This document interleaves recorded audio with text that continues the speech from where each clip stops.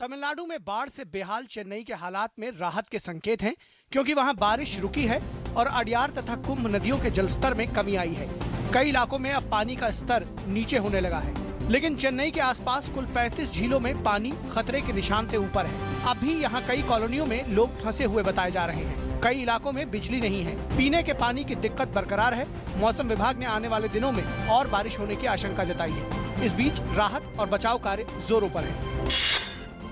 तमिलनाडु को केंद्र की ओर से भी पूरी सहायता दी जा रही है। प्रधानमंत्री नरेंद्र मोदी ने राज्य के लिए 1000 करोड़ रुपए की अतिरिक्त सहायता का ऐलान किया है। वहीं वित्त मंत्री अरुण जेटली ने बैंकों को नावों में एटीएम चलाने का आदेश दिया है, ताकि जरूरतमंद लोगों को पैसे की दिक्कत न हो। राजाली एयरबेस से आज हवाई सेवाएं शुरू हो रही हैं। 6 फ्लाइट्स आज और 6 फ्लाइट्स कल चलाई जाएंगी। प्रधानमंत्री नरेंद्र मोदी ने कहा है कि भारत विश्व में सबसे तेज उभरती हुई अर्थव्यवस्थाओं में से एक है। प्रधानमंत्री ने कहा कि ऐसे समय में जब बड़ी वैश्विक अर्थव्यवस्थाएं मंदी के दौर से गुजर रही हैं, भारत की विकास दर 7.5% है। भारत में सुगम और सरल व्यापार पर प्रधानमंत्री ने कहा कि देश की प्रगति में राज्यों की अहम भूमिका है और राज्यों को केंद्र के साथ मिलकर काम करना चाहिए। आज भारतीय नौसेना दिवस मनाया जा रहा है। इसी दिन भारतीय नौसेना के युद्धपोत ने 1971 में पाकिस्तान के कराची बंदरगाह को तबाह किया था। तब से इस दिन यानी 4 दिसंबर को नौसेना दिवस के तौर पर मनाया जाता है। आज तीनों सेना के प्रमुखों ने अमर जवान ज्योति पर शहीदों को श्रद्धांजलि अर्पित की। प्रधानमंत्री ने भी नौसेना को इस दिवस की शुभकामनाएं दी हैं। जम्मू कश्मीर में सुरक्षा बलों को बड़ी कामयाबी मिली है। सुरक्षा बलों ने जम्मू के पुंछ में घुसपैठ की कोशिश को नाकाम किया और एक खोजी अभियान के दौरान 3 आतंकवादियों को मार गिराया। सेना के जनसंपर्क अधिकारी ने बताया कि भारी मात्रा में हथियारों से लैस आतंकवादियों के एक समूह के बारे में निगरानी उपकरणों और सेना के चौकन्ने पहरेदारों से पता चला था। भारत ने एक बार फिर जोर देकर कहा है कि वो नेपाल की समस्याओं का कोई राजनीतिक समाधान चाहता है। भारत के रुख को दोहराते हुए विदेश मंत्री सुषमा स्वराज ने राज्यसभा में अपने बयान में कहा कि भारत और नेपाल के बीच सदियों से घनिष्ठ संबंध रहे हैं। सुषमा स्वराज ने कहा कि नेपाल में जारी विरोध का समाधान वहां की राजनीतिक पार्टियां और जनता को करना होगा। मध्य प्रदेश के व्यावसायिक परीक्षा मंडल या व्यापम घोटाले की जांच कर रही सीबीआई आज सुप्रीम कोर्ट में जांच की प्रगति रिपोर्ट पेश करेगी। व्यापम घोटाले में सीबीआई ने गुरुवार को 18वीं एफआईआर दर्ज की थी। इसी साल जुलाई में सुप्रीम कोर्ट ने व्यापम घोटाले की जांच सीबीआई को सौंपी थी।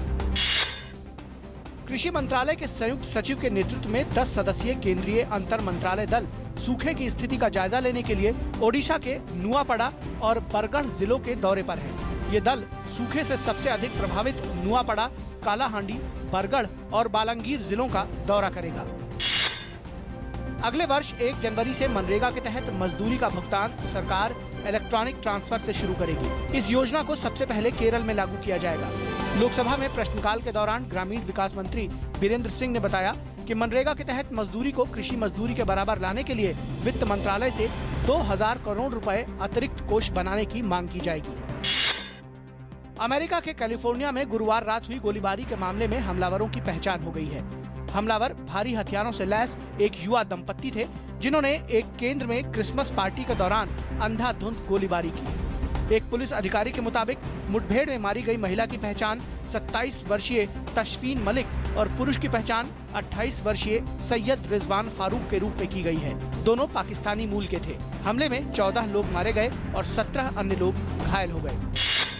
संयुक्त राष्ट्र महासचिव बान की मून ने कहा है कि सीरिया संकट पर अगले दौर की अंतर्राष्ट्रीय वार्ता न्यूयॉर्क में होगी। हालांकि वार्ता की तारीख की अभी कोई घोषणा नहीं की गई है, लेकिन ऐसा माना जा रहा है कि 18 दिसंबर को वार्ता का आयोजन किया जा सकता है। सीरिया संकट खत्म करने के लिए 17 देशों के राजनयिक वियना में 2 दौर की वार्ता कर चुके हैं। सीरिया में खूंखार आतंकवादी समूह इस्लामिक स्टेट के खिलाफ ब्रिटेन ने सैन्य कार्रवाई शुरू कर दी है।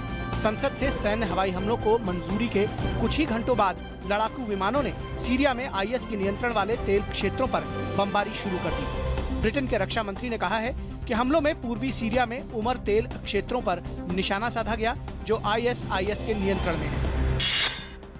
दिल्ली के फिरोज शाह कोटला मैदान पर भारत और दक्षिण अफ्रीका के बीच खेले जा रहे चौथे और आखिरी टेस्ट मैच के दूसरे दिन आज भारत ने अपने पहले दिन के स्कोर 7 विकेट के नुकसान पर 231 रन से आगे खेलना शुरू किया। अजिंक्य रहाणे अपने टेस्ट करियर का 5वां और सीरीज का पहला शतक जमाने में कामयाब रहे। आर अश्विन ने भी अपना अर्धशतक जमाया। लंच तक भारत ने 8 विकेट खोकर 326 रन बना लिए थे। भारतीय हॉकी टीम ने रायपुर में चल रहे हॉकी वर्ल्ड लीग के क्वार्टर फाइनल मुकाबले में अब तक टूर्नामेंट में अविजित रहे ब्रिटेन को 2-1 से हरा दिया। भारतीय टीम को पूरे 35 वर्षों बाद ब्रिटिश टीम को हराने में सफलता मिली। इस जीत के साथ भारतीय टीम HWL के सेमीफाइनल में प्रवेश कर गई है। सेमीफाइनल में भारत का सामना बेल्जियम से होगा। आज से इंडोनेशिया ओपन बैडमिंटन चैंपियनशिप के क्वार्टर फाइनल के मुकाबले खेले जाएंगे। पुरुष वर्ग में आज के श्रीकांत का सामना मलेशिया के टेक जी सू से होगा, जबकि महिला वर्ग में शीर्ष वरीयता प्राप्त PV सिंधु का सामना चीन की ही बिंग जियाओ से होगा।